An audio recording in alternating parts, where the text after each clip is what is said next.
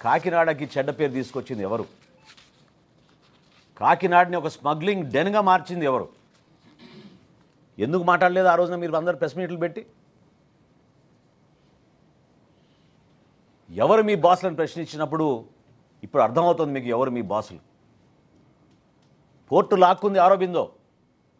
ఆరోబిందోకి అసలైన బాస్ ఎవరు? గతంలో కూడా బియ్యం ఎగుమతులు జరిగినాయి, కానీ ఈ స్థాయిలో ఇప్పుడు జరగలేదు.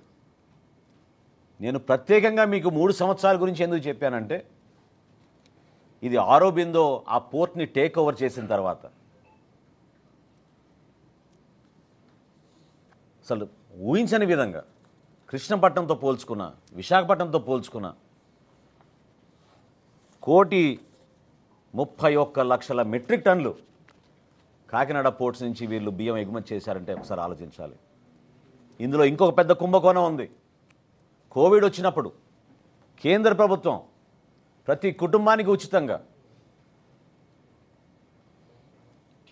బియ్యం సరఫరా చేయమని ఆదేశాలు జారీ చేసినప్పుడు దాదాపు